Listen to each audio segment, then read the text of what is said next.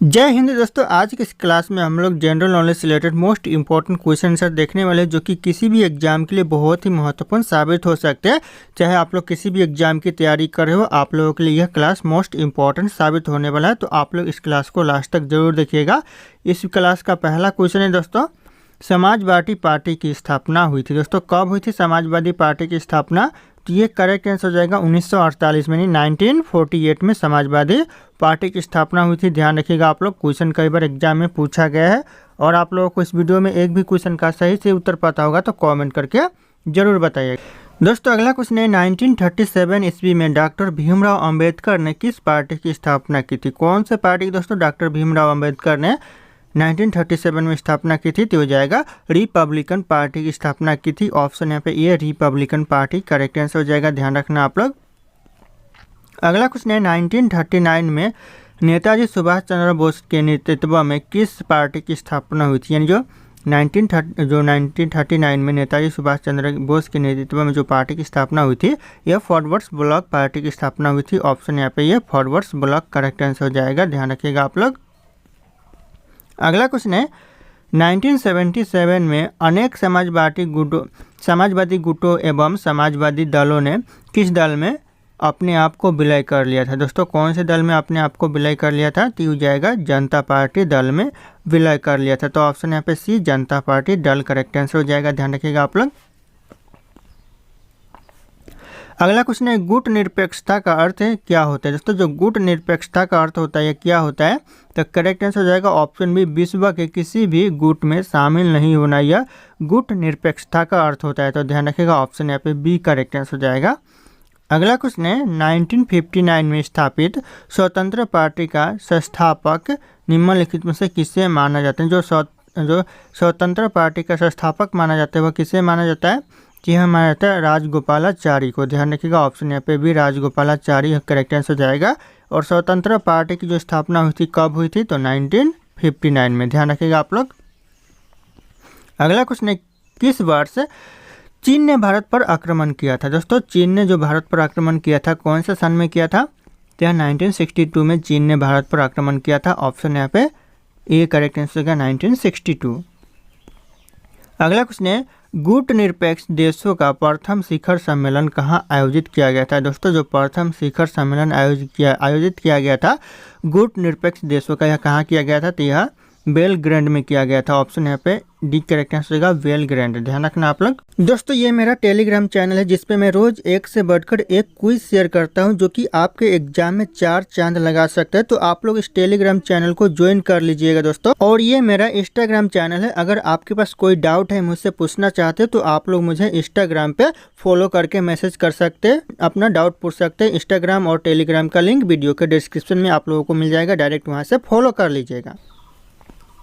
अगला क्वेश्चन है, Janata Party Jansangh Congress for Democracy और संगठन कांग्रेस अप्रैल 1977 में विलय कर कौन सी पार्टी बनाई? दोस्तों कौन सी पार्टी बनाई दोस्तों अपने आप को विलय कर?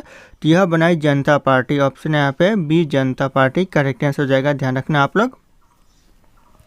अगला क्वेश्चन है, गुट निरपेक्षता की नींव रखने में किस भारतीय नेता का प्रमुख योगदान था? दोस्तों किस भारतीय नेता का सबसे ज़्यादा योगदान था?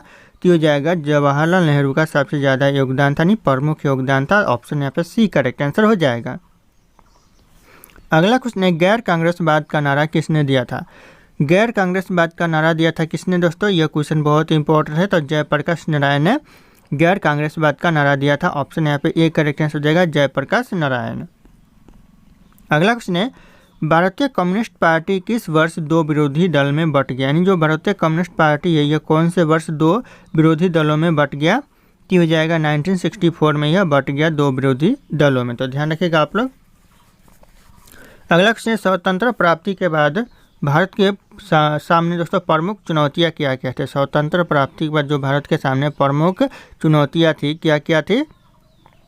ऑप्शन यहाँ पे डी हो जाएगा इनमें से सभी। यानी राष्ट्रीय एकता की भी चुनौती थी, लोकतांत्रिक व्यवस्था की स्थापना भी ये भी चुनौती थी, और यहाँ पे गरीबी एवं बेरोजगारी समाप्ति की भी चुनौती थी। तो ये तीनों चुनौती थे। तो दोस्तों ध्यान रखना ऑप्शन यहाँ पे डी हो जाएगा उपयुक्त सभी।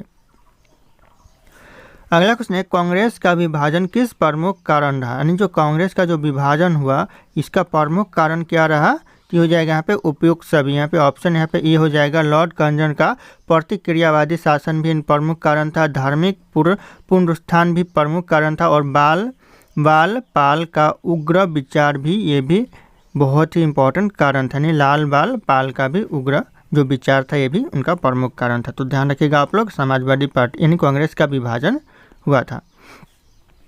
अगला क्वेश्चन, कांग्रेस का प्रभुत्व काल दोस्तों कब से कब तक माना जाता है। जो कांग्रेस का जो प्रभुत्व काल माना जाता है कब से कब तक, तो यह माना जाता है 1952 से लेकर 1967 तक माना जाता है। तो ध्यान रखिएगा ऑप्शन यहाँ पे बी करेक्ट आंसर हो जाएगा। अगला क्वेश्चन दोस्तों, औपनिवेश भारत में मुक्त हुए बहुत से देशों में अलग शासन अपनाने के पीछे मुख्य कारण क्या था दोस्तों। अलग शासन दोस्तों ती हो जाएगा यहाँ पे देश में मतभेद एवं संघर्ष को बढ़ावा मिलेगा, यह मुख्य कारण था। ऑप्शन यहाँ पे ये करेक्ट आंसर हो जाएगा। अगला क्वेश्चन है भारतीय निर्वाचन आयोग का गठन किया गया, कब किया गया दोस्तों। भारतीय निर्वाचन आयोग का गठन हो जाएगा जनवरी 1950 में किया गया। ध्यान रखिएगा ऑप्शन यहाँ पे सी जनवरी 1950 करेक्ट आंसर हो जाएगा।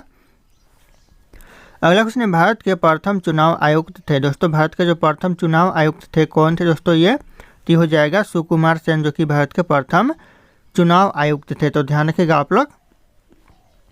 अगला क्वेश्चन है भारतीय निर्वाचन आयोग का मुख्य कार्य निम्नलिखित में से कौन सा है। इन ऑप्शन में से मुख्य कारण क्या है भारतीय निर्वाचन आयोग का, तो हो जाएगा स्वतंत्र एवं निष्पक्ष चुनाव कराना। ध्यान रखिएगा ऑप्शन यहाँ पे ए करेक्ट आंसर हो जाएगा। स्वतंत्र एवं निष्पक्ष चुनाव कराना यह मुख्य कारण है चुनाव आयोग का। अगला क्वेश्चन है पंचशील समझौता कब हुआ था। जो पंचशील समझौता हुआ था कब हुआ था, तो हो जाएगा यहाँ पे 29 अप्रैल 1954 में पंचशील समझौता हुआ था। तो ध्यान रखिएगा ऑप्शन यहाँ पे बी करेक्ट आंसर हो जाएगा। अगला क्वेश्चन है भारतीय राष्ट्रीय कांग्रेस के संस्थापक कौन थे। भारतीय राष्ट्रीय कांग्रेस के जो संस्थापक थे ये कौन थे, तो हो जाएगा A.O. ह्यूम थे। ऑप्शन यहाँ पे सी A.O. ह्यूम करेक्ट आंसर, क्योंकि भारतीय राष्ट्रीय कांग्रेस के संस्थापक थे। अगला क्वेश्चन है इंग्लैंड का वर्तमान प्रधानमंत्री कौन है दोस्तों। जो इंग्लैंड का वर्तमान प्रधानमंत्री है कौन है, तो ऑप्शन यहाँ पे डी हो जाएगा। इनमें से कोई नहीं, ना ही जॉर्ज मेजर है, ना ही टेली ब्लेयर है, ना ही डेविड कैमरून है, यानी ऑप्शन यहाँ पे डी हो जाएगा। इनमें से कोई भी नहीं है वर्तमान में।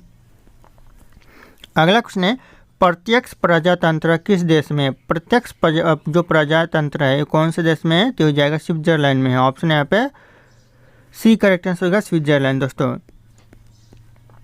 अगला क्वेश्चन दोस्तों, अंग्रेजों की फूट डालो और शासन करो ये नीति निम्नलिखित में से किसको बढ़ावा दिया। दोस्तों अंग्रेजों की जो फूट डालो शासन करो नीति है किसको बढ़ावा दिया, इन ऑप्शन में से यह हिंदू मुस्लिम संघर्ष को बढ़ावा दिया। ऑप्शन यहाँ पे ए हिंदू मुस्लिम संघर्ष करेक्ट आंसर हो जाएगा। अगला क्वेश्चन है महात्मा गांधी प्राण त्याग के समय निम्नलिखित में से किन शब्दों का संबोधन किया, यानी प्राण त्याग के समय कौन से शब्दों का संबोधन किया, तो हो जाएगा जय श्री यानी हे राम का। ऑप्शन यहाँ पे सी हो जाएगा हे राम का संबोधन किया। ध्यान रखिएगा आप लोग। अगला क्वेश्चन है हैदराबाद का भारतीय संघ में विलय किस प्रकार हुआ, जो हैदराबाद का जो भारतीय संघ में विलय हुआ किस प्रकार हुआ, यह बलपूर्वक हुआ। ऑप्शन यहाँ पे बी बलपूर्वक करेक्ट आंसर हो जाएगा। ध्यान रखना आप लोग। अगला क्वेश्चन है भारत में सुदूर पूर्व क्षेत्रों के पूर्ण गठन किस संशोधन अधिनियम के द्वारा किया गया। जो सुदूर पूर्व जो क्षेत्रों का जो पूर्ण गठन किया गया वह किस अधिनियम के तहत यानी किस संशोधन के तहत किया गया, तो हो जाएगा करेक्ट आंसर 27वां संविधान संशोधन अधिनियम 1972 के तहत किया गया। ध्यान रखना ऑप्शन यहाँ पे ए करेक्ट आंसर हो जाएगा। अगला क्वेश्चन है द्विराष्ट्रीय सिद्धांत का प्रतिपादन किस दल या फिर संगठन से संबंधित है। दोस्तों कौन से दल या फिर संगठन से संबंधित है, तो हो जाएगा यहाँ पे मुस्लिम लीग से संबंधित है। ऑप्शन यहाँ पे भी मुस्लिम लीग करेक्ट आंसर हो जाएगा। ध्यान रखना आप लोग। अगला क्वेश्चन निम्नलिखित में से कौन भारतीय संघीय व्यवस्था की विशेषता नहीं है। इनमें से कौन दोस्तों भारतीय संघीय व्यवस्था की विशेषता नहीं है, तो हो जाएगा दोहरी नागरिकता। भारत में दोहरी नागरिकता नहीं दी जाती, तो ध्यान रखिएगा आप लोग। अगला क्वेश्चन है भारतीय संघीय व्यवस्था में किससे अधिक शक्तियाँ प्राप्त है। भारतीय संघीय व्यवस्था में जो अधिक शक्तियाँ प्राप्त है किसे दोस्तों, तो इस क्वेश्चन का जो सही उत्तर होगा आप लोगों को कमेंट करके बताना है। ऑप्शन यहाँ पे सारे के सारे शो करें। फिर मिलते हैं अगले क्लास में।